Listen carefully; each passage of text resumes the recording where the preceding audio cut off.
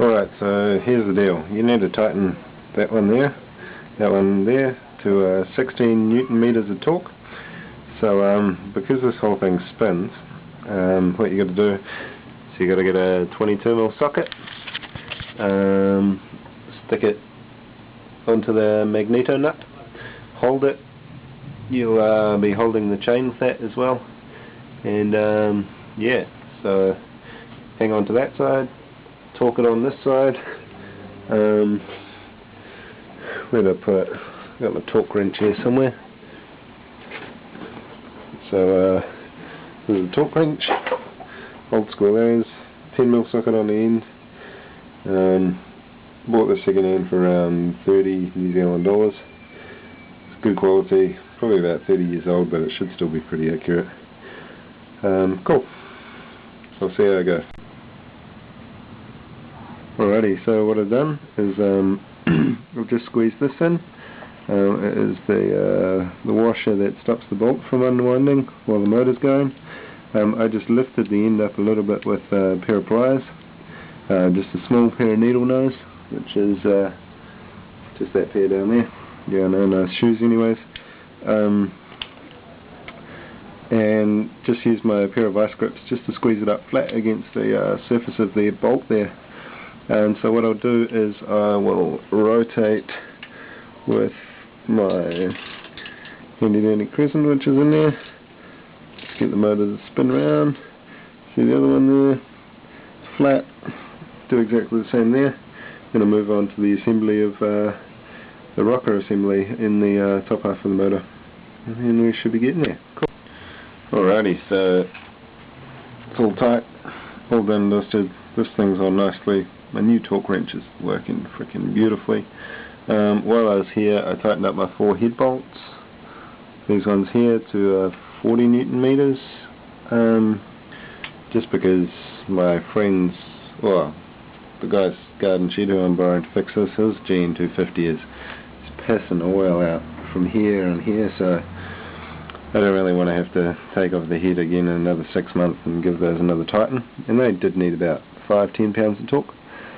So yeah, that's all good. So I'm going to go ahead and chuck the rockers in here.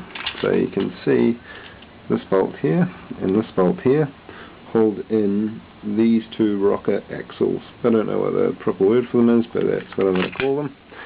So you can see under here there's 2 axles, one there and one there. So I'm going to take those out and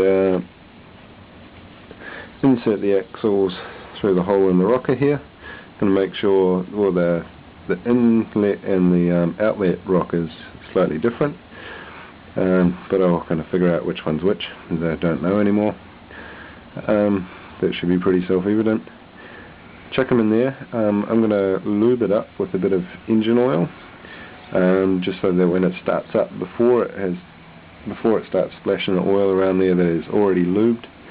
And I'll do the same before I put everything back together. I'm going to smother everything in oil, make sure everything is coated in the shit. You should really use moly graphite paste for the journal right here, except you can only really buy it in big tubs, and I don't want to spend 20 bucks on just moly graphite on this journal here. And it does say sticks them in here. I was talking to a dude in the bike shop and he's like, no, just go ahead and lather it up with oil. So yeah, I'll do that. And while I'm lathering it up, I'm going to refill this sump which I've cleaned out. So pretty much there was all the crap or the wear from the journals sitting in the sump, so it was quite dark oil. So I've cleaned that out and I'm going to refill that with nice fresh oil, so I don't have to do this again in 6 months time.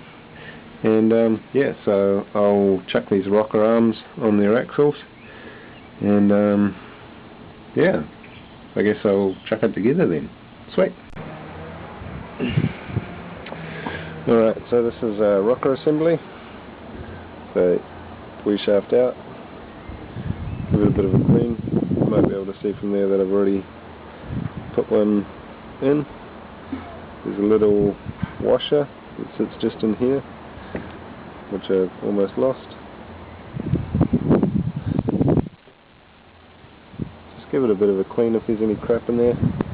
Right, so you get your rocker shaft, dip it in the oil, so as you can see, dripping with oil, insert it, place your ring where you think it's going to go through, get your rocker, pop it in there, a little bit of a fiddle, find it, get it past that little washer. Now it needs a little bit of working in, so there's a little O-ring, so just twist it backwards and forwards until you hear it slot into place.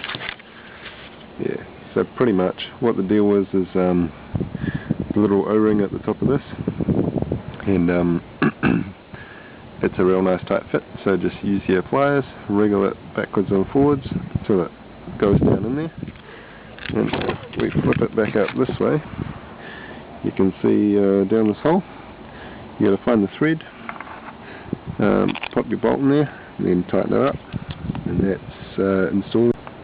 While I'm out here, you can see the previous gasket goo, it's all over the place, so I'm just going to use a craft knife, take off all the little bits and burrs and any pieces of crap that I can find in there, make sure I clean them out of the motor, then yeah, I think we'll almost be ready to stick it all back together again.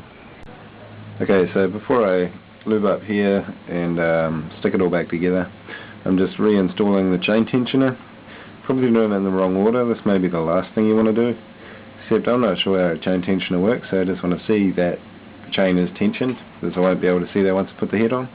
So pretty much what you do, you stick a screwdriver in there, turn it clockwise, and then that will take the pressure off here. So pretty much you can't just screw the chain tensioner straight on, otherwise I think you might actually break it.